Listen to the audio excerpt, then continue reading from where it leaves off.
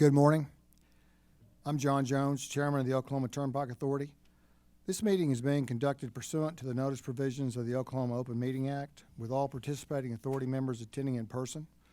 While this meeting is open and public, there will be no public comments, as is OTA's longstanding historical practice. In addition to being open to the public for in-person observation, the meeting is being live streamed and recorded for remote viewing. The time is 10 a.m. and I'm calling the January 7th, 2025 regular meeting of the Oklahoma Turnpike Authority to order. Charity, please call the roll. Mr. Wilberry. Here. Mr. Todd Jones. Here.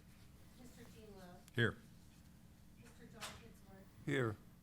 Ms. Dana Weber. Here. And Mr. John Jones. Here. Quorum. Thank you. Before we begin our agenda items, I'm going to ask Joey Kelly to come forward and have an announcement. Thank you, Mr. Chairman and board members. I was going to start this board meeting out and the year out on a little bit of a somber note. A week ago, yesterday, we found out that there'd been a fatality accident involving a maintenance worker for the Department of Transportation. A gentleman named Jaden Jackson in Latimer County was doing some pothole patching when an accident occurred that took his life, and he was killed in that work zone.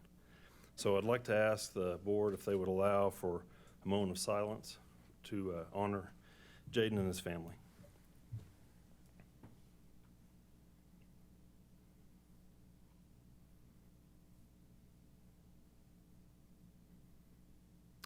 Thank you, Mr. Chairman. Thank you, Joe.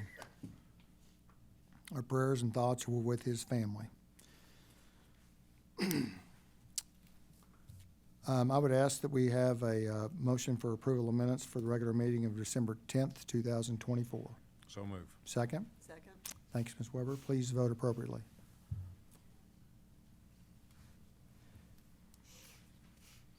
The voting has ended and the approval of minutes has been approved.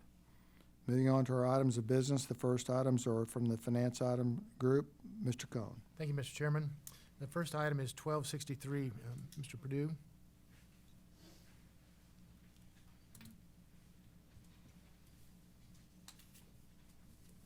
Good morning.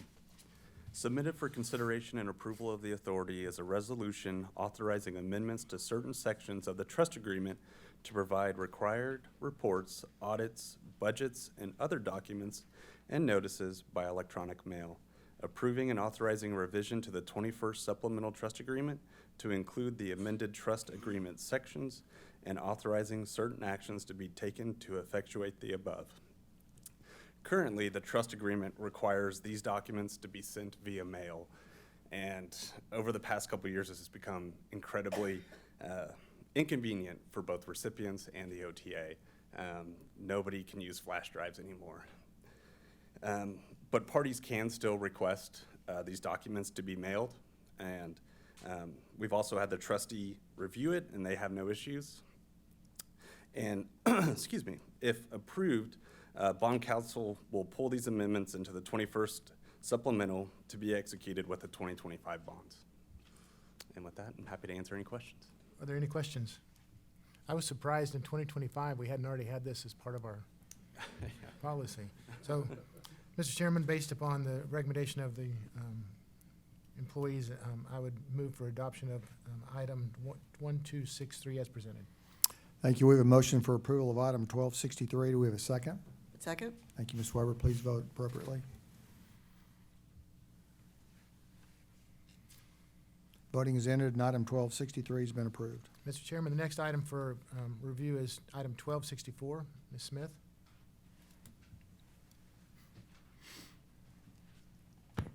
This item we're asking you to consider and approve is for a one-year extension to the CDM contract. As you know, CDM Smith is our traffic engineer.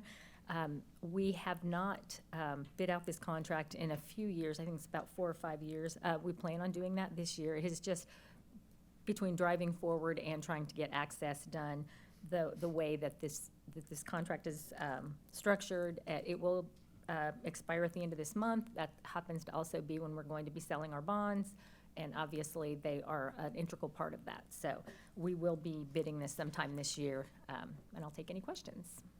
Are there any questions? If there are none, then, Mr. Chairman, I would move for approval of item 1264 as presented. Thank you. We have a motion for approval of item 1264. Do we have a second? Second? Thanks, Ms. Weber. Please vote appropriately.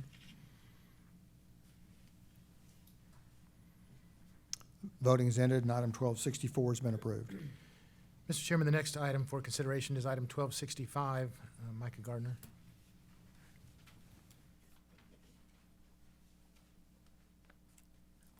Good morning, Chairman Jones, members of the authority. Item number 1265 is a request to authorize the director to negotiate and execute a contract with Guidehouse, Inc. to assist with the project and change management, staff augmentation, system testing, and user training for the Oracle Enterprise Performance Management software, for a not-to-exceed amount of $3,800,000. This is a 15-month contract that would commence in January of 2025 and conclude in March of 2026. This agreement ensures assistance during the implementation period of Oracle Fusion, along with a 3-month post-implementation support. Due to the condensed timeframe of the new EPM system conversion, this contract is necessary to avoid operational disruptions, mitigate implementation risk, and ensure product delivery by the required deadlines. The staff has reviewed this item and recommends this item for approval. This is more than just training. We're not just paying $4 million for training. That is correct. So that is going to include assistance in the project management, the change management, along with the staff augmentation and end-user training throughout the entire process. What is this? Is this the what, third year we've used Guidehouse? About 3 years? This is actually for a different item for Guidehouse. Oh, it's a different item. Yeah, Okay. we had used them previously. But I mean, for, we've used them for what, 3 years now? About 3 years? since Yeah. 2020. Oh, since 2020, okay. Yes, sir. Okay. Do we have any idea how much longer we're gonna need them for various things? We definitely need them, if you may, if I may, let me pop up here. Sorry about that. We definitely expect them to continue helping us with this through our post-implementation process. As you know, we bid out our last month, we approved the item for our new system, our new general ledger system that turns 30 today, or last week. So we're very excited about having this new system come on, and as Micah stated, the Guidehouse will be helping us to maintain operations during this implementation time. This current contract will expire at the end of March next year. Okay. I would just like to comment that, Thank you. having been through an implementation similar to this, that the support of somebody like Guidehouse is extremely valuable, and I know we've already had conversations about how you're gonna use them, and I'm personally very comfortable with the approach that you're taking, Yep. that you're gonna retain a lot of in-house knowledge as well as garnering the knowledge that they have, and I think this is a very important and valuable approach to make sure that we do this right. For systems like this, doing it, all of your work up front is so critical to successful implementation, so I'm very much in support of what you're doing. Thank you. Any other questions? If not, Mr. Chairman, I would move for approval of item 1265 as presented. Thank you. We have a motion for approval of item 1265. Do we have a second?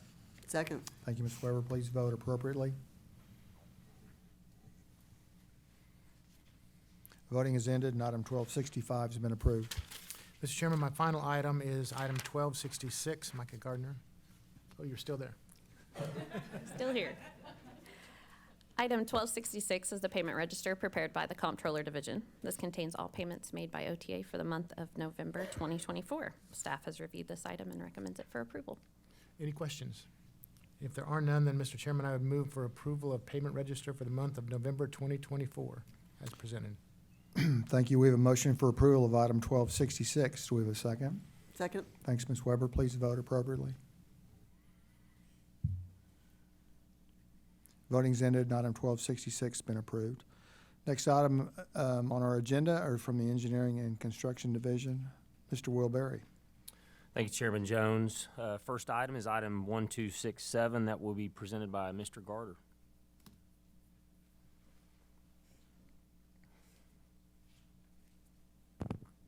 Good morning, Chairman Jones, members of the board. Presented for consideration of the authority is a request that this change order be approved. This change order overruns 4 existing pay items due to site requirements and compensates the contractor for additional work. This item has been reviewed by staff and is recommended for approval, and as always, I'd be happy to answer any questions. Are there any questions? If not, I move that we approve this item as presented. Thank you. We have a motion for approval of item 1267. Do we have a second? Second. Thanks, Mr. Love. Please vote appropriately.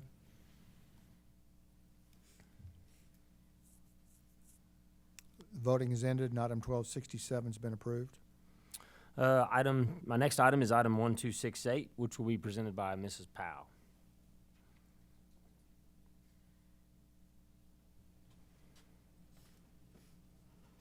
Good morning, Chairman Jones, members of the authority, Director E. Kelly. The following parcels consisting of the approximate acres at the locations identified below were previously acquired by the authority. All of these parcels are located in Wagner County. They all have the section, township, and range that are the same. Section 17, Township 18 North, Range 15 East. CR 388 has approximately 17.24 acres and is on the Creek Turnpike. MU 207 and MU 206 have 7.20 acres more or less on the Muskogee Turnpike. The MU 205 has 0.60 acres more or less also on the Muskogee Turnpike. A staff review of the property was conducted, and it has been determined that a portion of the described parcels in the approximate acreage identified was acquired as uneconomic remnants and is not needed for any construction or maintenance needs of the Turnpike system. Based on that determination, staff recommends that the authority consider and vote to declare attached described parcels surplus and authorize the director to obtain a survey, appraisal, sell, lease, or otherwise dispose of the property, including use in a land swap to acquire other property needed for the Turnpike system. As you can see from the graphic, this is the location of the Creek Muskogee interchange. The Creek parcel was purchased in 1999 and the Muskogee parcels in the late 1960s. CR 388 has 2 abutting landowners, and the Muskogee parcels are all abutted by 1 landowner. All are considered landlocked. I'd be happy to take any questions. Any questions for Mrs. Powell? If not, I move that we approve this item as presented. Thank you. We have a motion for approval of item 1268. Do we have a second? Second. Thanks, Mr. Love. Please vote appropriately. Voting is ended, and item 1268 has been approved. The next item is item 1269, will be presented by Mr. Steve Allen.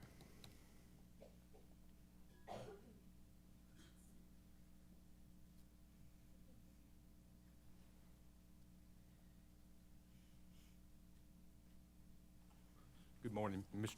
Chairman Jones, Authority Board members. Maintenance has 2 items. The first item submitted for the consideration of the authority is a request of the following items to be approved for purchase from statewide contract SW106. These are replacements for worn and high mileage vehicles. Contractor is Premier Truck Group for 6 2026 Freightliners, 114 SD cabs and chassis for $864,354, and 1 2026 Freightliner M2 106 spray truck for $99,430.35 for the total of $963,784.35. Maintenance has reviewed these items and recommend for approval. Are there any questions for Mr. Allen? I've got one. It seems to me in the past few years when we've ordered vehicles of different trucks and things, we've had issues with when we're going to be able to actually get delivery. Do we know when these will be delivered? I do not know when they'll be delivered. I think we get them in a timely manner now. I don't think there's a backlog of them Okay. as there had been in the They've past. caught up on it, John. Yeah. Good. I was hoping that would happen, so good. Yeah. Previously, they so far behind on everything, on engines, transmissions, even panels and aluminum and stuff, but they finally caught up on everything. Good. Are there any more questions? If not, I move that we approve this item as presented. Thank you. We have a motion for approval of item 1269. Do we have a second? Second motion. Thanks, Mr. Love. Please vote appropriately.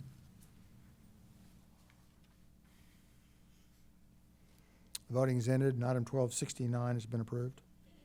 Final item is item 1270, which will be presented by Mr. Allen. Submitted for the consideration of the authority is request that the following items be approved for purchase from statewide contract SW 776 and state contract AC 0002. The first one, contractor is Action Safety for traffic striping at various locations throughout the system, not to exceed $1.5 million.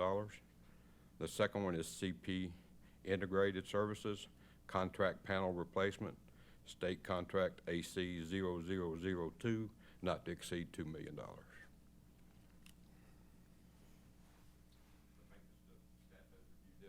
And request your approval. Are there any questions for Mr. Allen? If not, I move that we approve this item as presented. Thank you. We have a motion for approval of item 1270. Do we have a second? Second the motion. Thanks, Mr. Love. Please vote appropriately. Voting is ended, and item 1270 has been approved. Next items on our agenda are the report information only section. The first report is Highway Patrol Report, Major Vowell.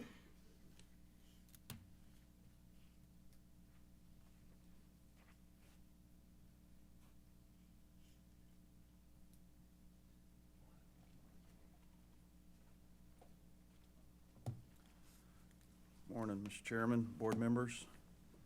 For the month of November, Turnpike troopers made 4,024 violator contacts, assisted with 915 motorist assists, investigated 208 motor vehicle collisions.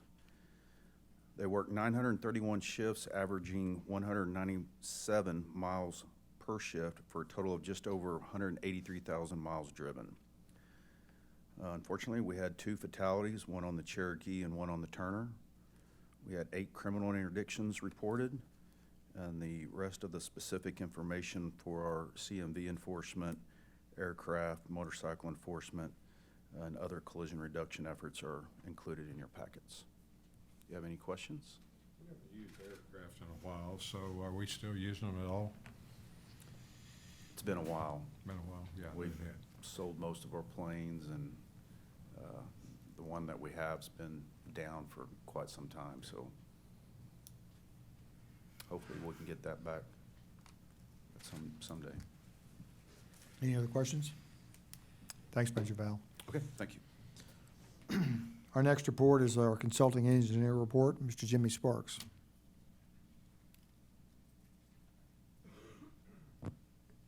Good morning, Chairman Jones, members of the authority, Director E. Kelly. I often talk about our, the inspection cycle we do in the annual report that gets presented to staff, and just wanted to kind of highlight, from the trust agreement that it says that the report should contain our findings as whether the Oklahoma Turnpike system has been maintained in good repair and working order and condition, and the consulting engineer's recommendations to the proper maintenance, repair, and operations of the Turnpike system, the insurance to be carried under the provisions of the trust, which we are part of the kind of evaluation process. We do that, that's more than just a once a year thing, looking at that. And then the amount should be deposited back into the reserve maintenance fund, which is to be reinvested. So just kind of wanted to highlight that from the trust, as I often talk about, concerning the trust required services. But I did want to say within our 2025 annual report inspection cycle, we will be inspecting bridges on the Bailey, Indian Nation, Gilcrease, Kilpatrick, and Will Rogers turnpikes. And our bridge inspectors also perform walkarounds on the rest of the system. So when you take the bridges that OTA owns, plus portions of bridges that are owned by ODOT, that's almost 900 bridges that that we do inspections on annually, as well as our maintenance crews. So we'll also do culvert inspections on the Chickasaw, Cimarron Creek, Indian Nation, Kickapoo, and Turner turnpikes, as well as the pavements and all toll facilities on the entire system. So all that to say that I report often and comment often that that our maintenance crews and the last item of the day that was presented on striping and concrete panel replacement, our maintenance crews do a great job of identifying where that can be used, and that's certainly noticeable when we go out and do our inspections of where those concrete panels have been replaced and where new stripe is. And certainly always talk about the capital reinvestment. So just kind of wanted to highlight that as we kick off another annual inspection report cycle. Had 42 special overload checks in December, which was the highest number of the year. So still seeing a lot of activity there on on special overloads. No special inspections in our monthly report, and as always, our capital plan project summary is in our monthly report, and happy to answer any questions. Do we have any questions? Thanks, Jimmy. Thank you. Our next report is our trustee report. Ms. Singleton.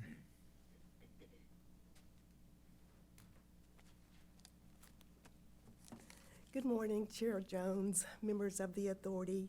As bond trustee to the authority, all monthly debt service payments, debt service transfers were made for the semi-annual payments due to the bondholders as required by the trust agreement. The semi-annual interest and annual principal payments were made on January the 2nd, and also to the bondholders, and also a requirement of the trust agreement. Total principal was $71,880,000, and interest of $46,022,155, spot 23. To our knowledge, all other requirements set forth in the trust agreement has been satisfied, and happy to answer any questions. Any questions? Thank you, Rachel. Thank you. Our next report is our operating results and financial condition. Ms. Wendy Smith.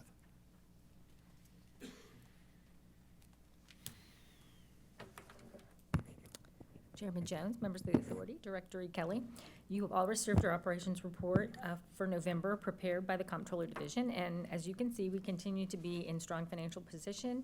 And also, Rachel just reported, we are also in compliance with our trust indenture. Net toll revenues for November came in at about $34.8 million, which was 11% above last year, so we're still growing strong. Heavy truck traffic continues to remain strong, and year-to-date toll revenues are continuing to outpace the previous year by about 7.5%. We also continue to maintain our conservative approach to spending. For the year, the division managers through November have held their revenue fund operating expenses to 19.7% under the 2024 operating and maintenance budget. That's the annualized. We also continue to exceed our trust-required senior and total debt ratios, and we'll continue to monitor just like we've always done. Again, the Gilcrease continues to climb. It's been open now for basically 2 years. It opened in November of 2022. It takes 5 years to get through the ramp-up period, and daily transactions for the Gilcrease have increased 25% over last November, which that's no surprise. And one of the things that I always continue to report is that because it's a commuter turnpike, weekday traffic is a lot higher. So for November, it was about 29,000 per day versus 20,000 per day for weekends. So I'll take any questions. Any questions? Thanks, Wendy. Thanks. Our next report is our direct report. Director E. Kelly.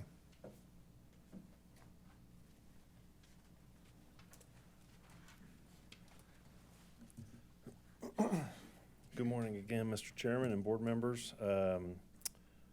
We're always busy in our day-to-day at the Turnpike Authority, and we don't take a whole lot of time to reflect on some of the accomplishments that we've had. So wanted to take a minute today. Lisa and the team in our ODOT video branch were able to put together a little year-in-review video that I think we'll queue up right now. The Oklahoma Turnpike Authority saw major projects get started while completing significant milestones in other areas throughout 2024. Here's a brief look back.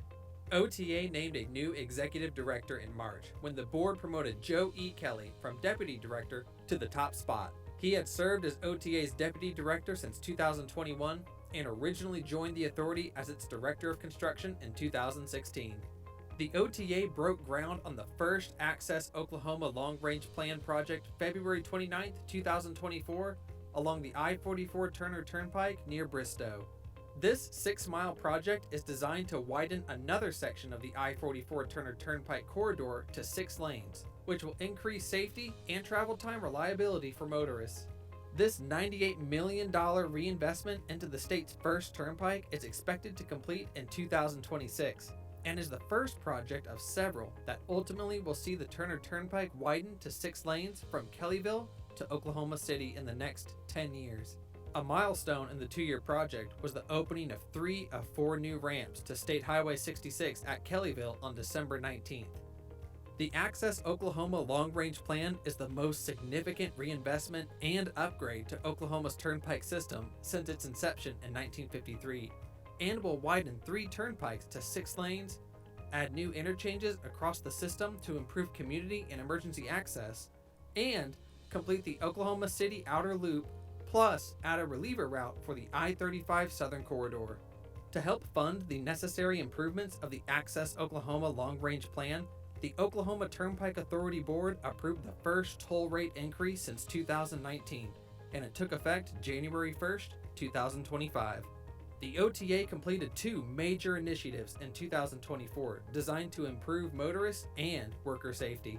When the turnpike system opened in 1953, tolls were collected only in cash at gated toll booths that required personnel to be on site round the clock, 365 days a year. The first significant change to toll payment collection occurred in 1991, when OTA first introduced Pike Pass electronic tolling for those who signed up for a toll tag to place in their vehicle. This meant those customers had non-stop travel and paid their tolls monthly. By 2017, testing began at the Creek Turnpike for what would become known as Plate Pay, to allow for non-stop travel and convenient online bill paying for all turnpike motorists. Meanwhile, OTA continued to see terrible crashes, mostly occurring at toll booth plazas, placing both motorists and workers in harm's way. More than 500 crashes occurred in the 5 years leading up to cashless conversion. The severity of these crashes caused the authority to revise its conversion plan from 10 years to 4 years, with the John Kilpatrick Turnpike in Oklahoma City becoming the first turnpike to go fully cashless in 2021. On November 20th, 2024, the I-44 Will Rogers Turnpike was the last of 12 turnpikes to convert to all cashless tolling. Nearly 90% of turnpike customers enjoy the lowest toll rate available by using a Pike Pass toll tag. Plate Pay customers may easily convert their tolls to a Pike Pass rate at www.platepay.com. The other major safety initiative completed in 2024 was the final section of cable barrier going up along the Indian Nation Turnpike. Since 2013, the OTA has installed 316 miles of cable barrier along turnpikes to significantly improve motorist safety by lessening the chance of crossover crashes.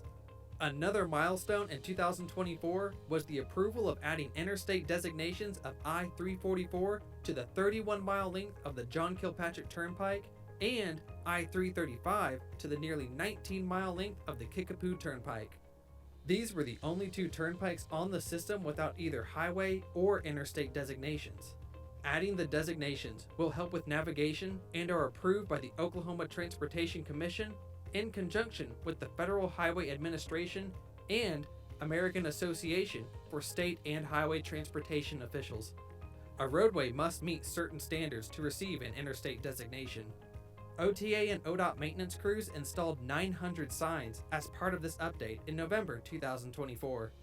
As part of the move to all electronic tolling with Pike Pass and Plate Pay, the Oklahoma Turnpike Authority also launched on November 20th, 2024, a brand refresh of the Pike Pass logo and of PikePass.com. Those visiting the website will find the updated logo, new colors enhancing the look and feel, improved navigation, and content. The website platform is built on enhanced technology and is mobile responsive. The Pike Pass logo debuted in 1991 when the authority first launched all electronic tolling on the Turnpike system. Gone is the red that so many identified as vehicles stopping at cash toll booths. The logo is now a deep blue that transitions to green to convey to customers that they will now enjoy non-stop travel across the Turnpike system. A secondary use of the new logo provides an updated tagline as well.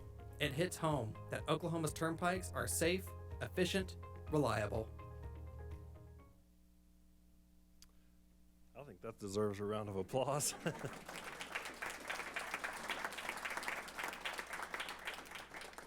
That was a really good job, and Lisa and Jessica are here. They worked tirelessly on putting some of those things together, but also there are people that are behind the scenes that are running the cameras and the microphones in this room that work for ODOT and operate the room that we're in, the building that we're in, and they did just a phenomenal job. And it's one of our partnership agreements that I like to highlight whenever we can, and I really appreciate all their help on that. There were two things that didn't make the list that I just wanted to touch on that occurred this last year that were a little bit unique. One was a total eclipse that happened in southeastern Oklahoma. Went directly over the southern end of the Indian Nation Turnpike, so we got to deal with some additional traffic on that turnpike, got to work with our vendors and with Love's at making sure the vehicles had fuel in southeastern Oklahoma.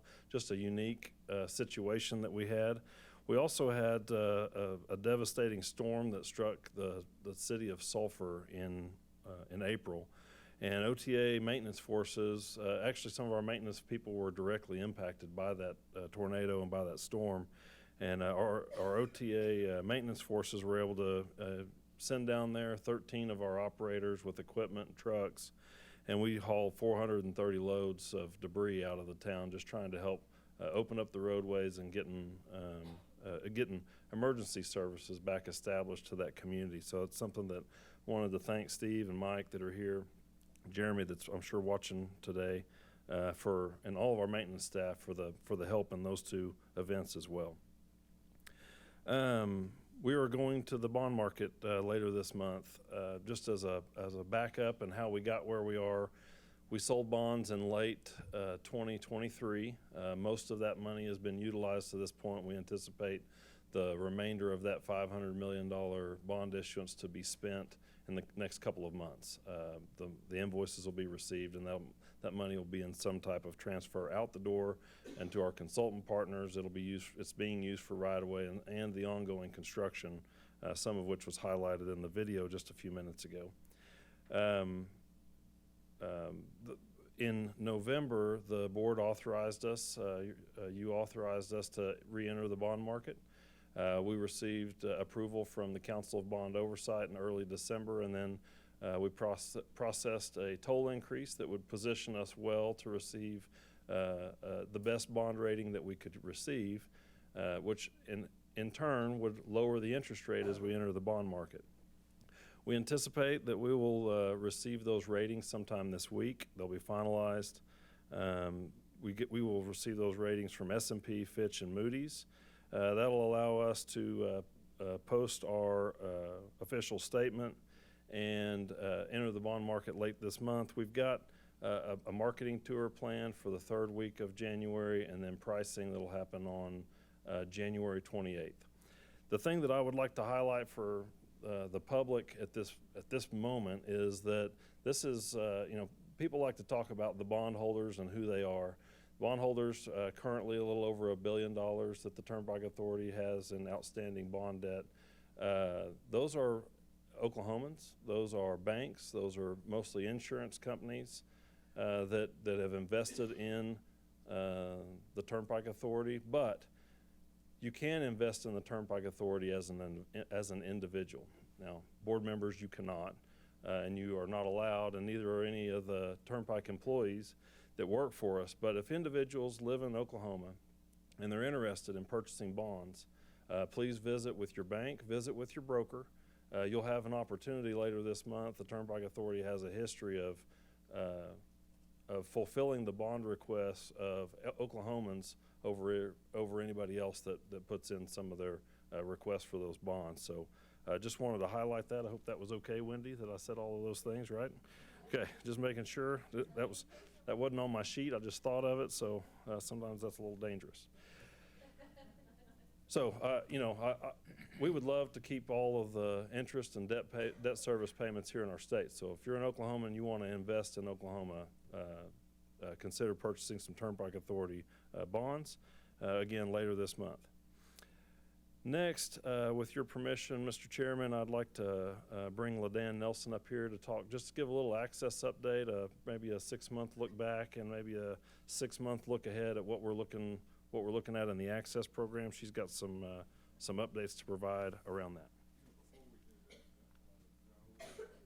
You know, we've always maintained, ever since I've been involved in the authority, the highest bond ratings in the country, and I think that's what keeps our interest rates down, and I think we're very cognizant of the fact that financially we have to be pretty secure to continue to obtain those bond ratings. Yes, sir.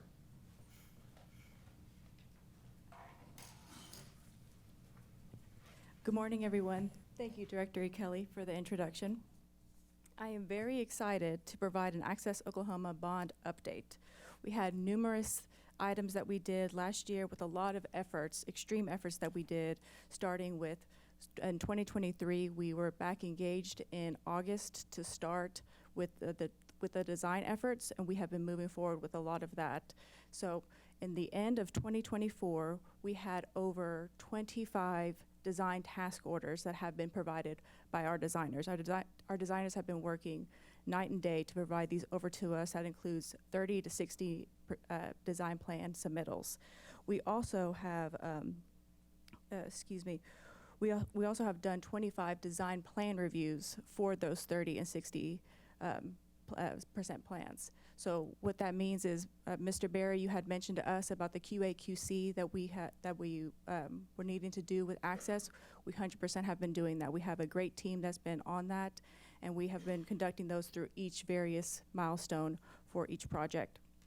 So with those plans, we have been receiving the 60% plans, which equals the 100% plans for our right-of-way teams.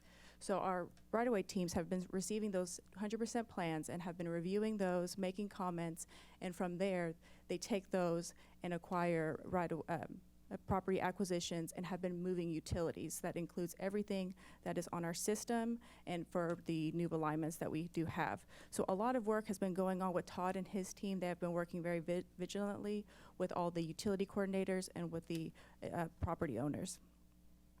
So moving over to stakeholder engagement, we have had over 30 stakeholder engagement meetings throughout 2024. That includes various municipalities and cities such as the City of Bristow, City of Oklahoma City, Lincoln County. We typically bring them in at the 30% plan review, and because we want to get that engagement. We want them to be part of our plans and part of our part of Access Oklahoma, because they are very vital to that. So with every milestone submittal that we approve, we then bring them back in and we show them all these updates to ensure that they are updated accordingly. So I want to move over to the construction side of the house, because there has been a lot of active construction that's going on with Access Oklahoma. So for the Bristow project on the Turner Turnpike, that is a $98 million project that is about 40% complete. We are widening that project from mile marker 197 to 203. We have currently switched traffic over to the outside on the east 2 miles and are progressively moving towards the west. You're going to see a lot of that inside paving that's going to start occurring during that first 2 miles on the east end, and then progressively moving towards the west. We, as mentioned earlier, we did open up a new interchange at Hayburn. We are very excited about that.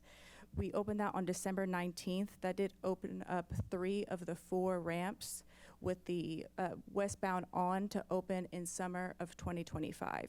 So that is very vital, because that does give the traveling public another ingress-egress point, as well as the emergency response. So we are very proud of that, and we look forward to opening up that other ramp, as well as the other 4 interchanges on the access, on the Turner Turnpike, excuse me. So moving over to the conveyor belt system, we have a conveyor bridge. We're very excited about this. It's going to be a conveyor bridge that's going to be on the Turner Turnpike. That's going to be spanning over the westbound movement, and that will be erected sometime this month. So that will be functional on either the late January or in February. That's going to be moving over 83,000 cubic yards of concrete. So typically a truck carries about 10, maybe 15 yards of concrete. That we are eliminating that many trucks being on our turnpike system, and for the ingress-egress of those, because as we all know, whenever you have a truck that's coming into live traffic, they have to catch up speed, and it's a huge safety concern for them to ingress-egress within the traffic. So we are very proud that we are able to have that innovation that was provided by the contractor, and to help eliminate any crashes within our work zone. So moving on to Wellston, this is another project on I-44 Turner Turnpike. This is at State Highway 66. This is a joint venture with the Department of Transportation and ourselves as we are putting in a new iconic structure at State Highway 66. And we are also in a joint venture with the Arts Council. We are doing arts in public places. So we are bringing in art, like a local artist from the state of Oklahoma, and they are going to be putting their artwork on the 66 bridge, and this will be part of the centennial. So we are very excited about that. We're keeping everything internally for Oklahoma and highlighting that for the centennial. So moving on, we do have the John Kilpatrick Turnpike. We did let out a project last year, and it was awarded to C3 Construction. This was about little under $15 million. This is going to be widening the John Kilpatrick Turnpike from I-35 to Eastern to 6 lanes. It's going to be widening to the inside. That will start next Monday, January 13th. You will see the new traffic alignment that's going to be, everyone's going to be pushed out slightly to the outsides as we get traffic control and barrier wall up so we can do the inside widening. So we have numerous other items that are other projects within the interchange improvements. That does include projects on the Indian Nation. There's a new interchange where we're going to be completing the interchange at Indianola.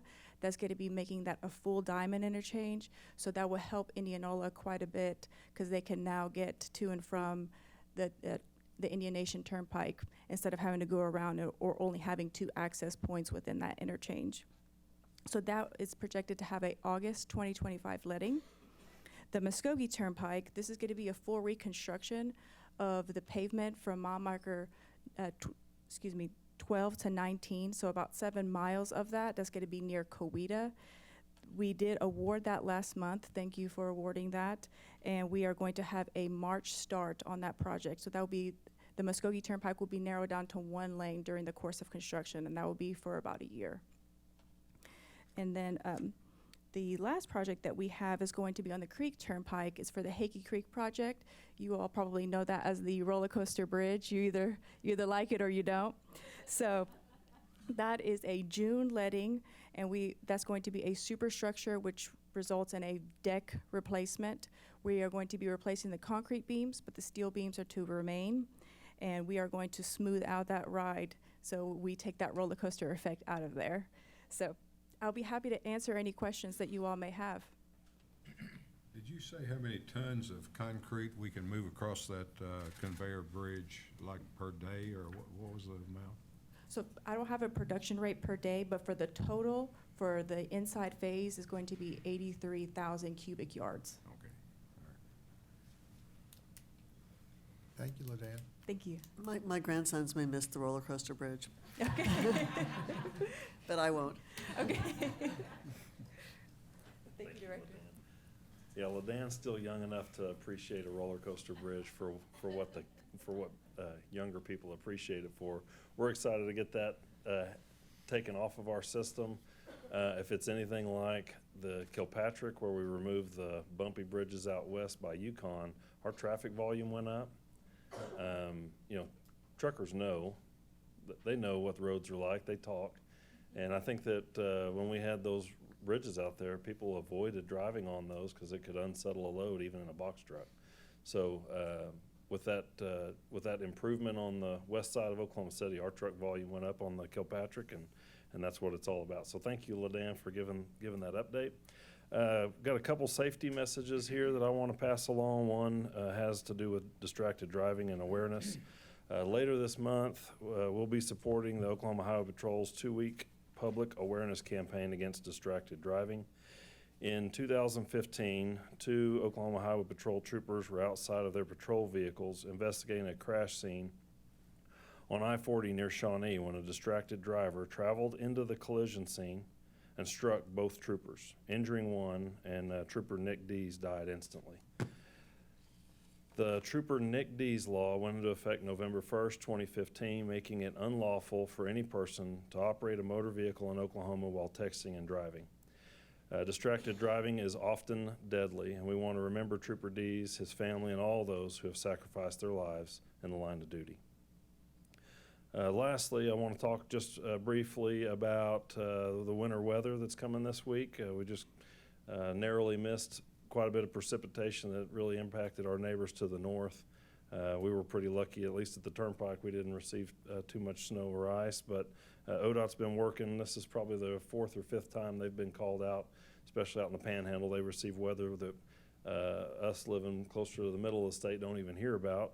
But we are prepared and ready to respond. We're fully stocked and ready to fight any of the icy conditions. We have 80,000 tons of salt and 15,000 tons of sand on hand, and all of our salt sheds are either at capacity or full enough to last the year. Currently, we have 100 plow trucks that are capable, ready, and operable and ready to tackle this coming storm. We operate when a snowstorm hits. We're often out monitoring the conditions ahead of the storm, but we work 24 hours a day and 7 days a week, long into the storm and often after the storm is complete to get our roads clear, and we stay after it until it's done. We've got about almost 190 maintenance employees with CDLs, give or take just a couple. And so all of those folks will be operating those 100 trucks. Also, we have people who are operating the loaders that are loading the material in and out of those. We often commandeer some of those of us that don't have a CDL to do the loading. I am partially volunteering. Mike and Steve, if you need my help, I can run a loader decent. I'm not certified, but I can help. And we have other people who pitch in as well. So we want to really tell the traveling public to prepare for winter weather. If you have to be on the road during these storms, make sure you have enough fuel in your vehicle. And obviously, we don't want to. We will never close a turnpike in our state, but they do sometimes close themselves, just due to the amount of volume of snow that can fall, and that's happened in the past. Jeremy and I talked about, and Steve and I've talked about it several times, the snowstorm 1987 that put a couple feet of snow across the Turner Turnpike, and the impacts that has when people get stranded out in snowy conditions. So want everybody to be prepared for that as we enter this snow and ice season. Make sure you're prepared in your vehicle, and please, if you can, let's just stay home and stay out of the way of our workers that are trying to keep the roads open and safe. Please slow down. Don't try to pass a snowplow. And stay back at least 200 feet so you can avoid chipping your windshield from some of the salt and sand that's being distributed behind our vehicles. If you want up-to-date road conditions, and actually this is where I get the best information, it's through www.okroads.org. There is also an app that you can put on your phone called Drive Oklahoma. I would recommend that everybody that's listening to this, either in the room or online, download and go to the App Store and download the Drive Oklahoma mobile app. On that mobile app, you're able to zoom in on the map and look at the actual road conditions from the cameras that we have in our vehicles. All of our snowplows and trucks, when they're in operation, they start taking a picture every few minutes as they're driving down the roadway. They take a picture ahead. And so you're able to see what the road conditions actually are, not just what somebody else thinks they are, that they're slicking or hazardous or icy or whatever. You're able to actually look. Those images show up throughout the night. You can pretty well see the roadway even in the dark. We use that all the time. I'm able to monitor conditions from the safety of the house without having to actually be out on the road, getting in the way of any of our maintenance workers or ODOT's maintenance workers. Both ODOT and OTA share in this technology, so you're really able to get a look at the entire state. If there's not images being taken, it's because we're not out having to fight anything, and so that's the best case that map can be, is that there's not any images. Also, it's Drive Oklahoma. And lastly, another place that we try to share as up-to-date information as we can is through our social media accounts. Lisa, the team, we work with ODOT to make sure that somebody is monitoring that all of the time. It's not as live as those images that are being taken on the front of those snowplows, but you can get some updated information, what we're doing in preparation, and in the event we have a major closure or emergency, that'll show up on our social media pages. So anybody that's watching this or in the room should be following us on social media as well to get up-to-date information. With that, Mr. Chairman, I would take any questions that the board might have for me. Any questions? I just want to make one comment, and we had talked about this. Driving in this morning on the Turner Turnpike, it's really exciting to see all the work that's being done, and you and your staff have made it so that it's not overwhelming. You have a good chunk of work being done, then you get to catch up, and then more work being done. But you guys are doing a fantastic job, and it's exciting to see what you're doing on my little chunk of the turnpike. Yeah. Yeah, there are major improvements coming to the Turner Turnpike. I have never been in a single place where somebody who routinely can be once a month or once a year, where somebody routinely drives the Turner Turnpike and says the work that we're doing is not needed or not important. It is very obvious for those of us that drive it very routine that this is a major safety improvement and a huge upgrade. I'll remind everybody that the most dangerous portion of the Turner Turnpike in 2015 was well east of Bristow, from Bristow into Tulsa. And that section, the number of accidents dropped tremendously once we got the 6-lane complete, once we got the lights turned on. It's huge.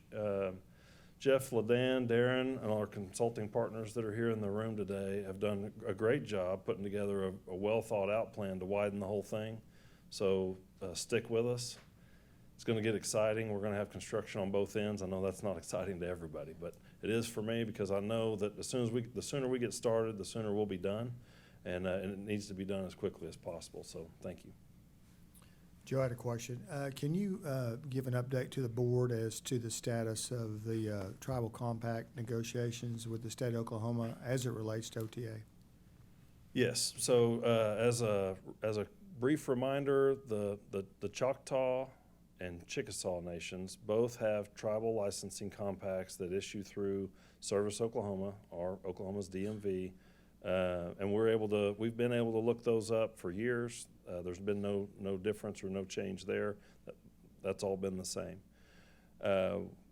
For us also, dating back to when Pike Pass was enabled, we were never able to look up all the other tribes' license plates. There wasn't a place that we could legally pull that. It is available.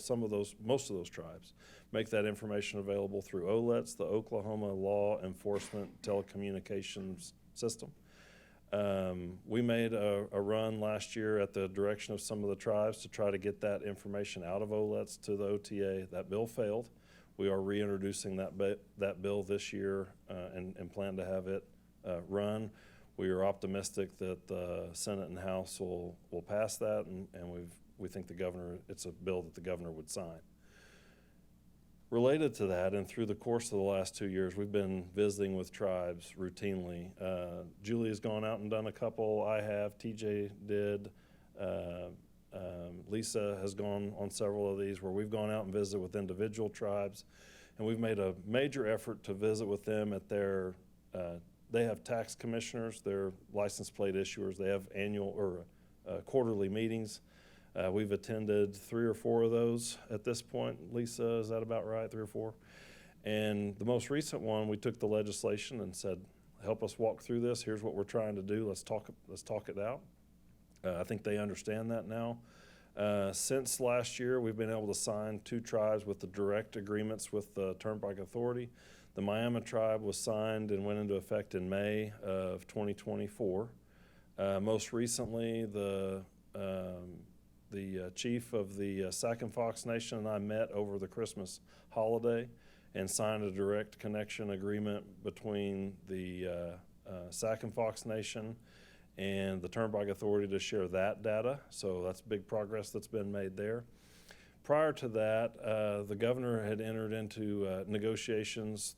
The governor's office had entered into negotiations with the Cherokee Nation, and part of that negotiation included an addendum that involved the Turnpike Authority that we have signed, and we've been working really closely with the Cherokees the last couple of weeks, even through the holidays, preparing for this new year where we're going to start receiving their data. There are numerous other tribes now that are exploring the opportunity of a license plate compacting agreement with the governor's office, and we're excited about that. We are staying tuned in. We've also had a couple of other tribes that have been working directly with us to maybe enter into an agreement. The stopgap for most of these will be that legislation that'll get some press as it gets talked about this coming legislative session. But that's really the place that we can, capture the most of that. The tribal license plates prior to the Cherokee signing, that number was getting near or around $20 million in plate pay transactions that were unbillable. And now that number is down with the signing of the Sac and Fox, with the Cherokees coming off that list. That number is going to be somewhere under $10 million now. So we've chipped away at this, really made a lot of progress. It wasn't in our video, but we made a lot of progress in 2024. More to come in 2025. I think the ball is really rolling on this, and we've had really great cooperation with the tribes. Some of the stuff just really takes time. That's good. It's positive results, and we all work together. Any other questions? Thank you, Joe. Thank you, guys. With that, I ask for a motion for adjournment to our next meeting scheduled for Tuesday, February 4th at 2025 at 10 a.m. So moved. Second? Second. Thank you. Please vote appropriately.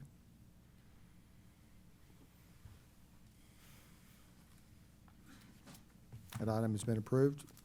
We are adjourned.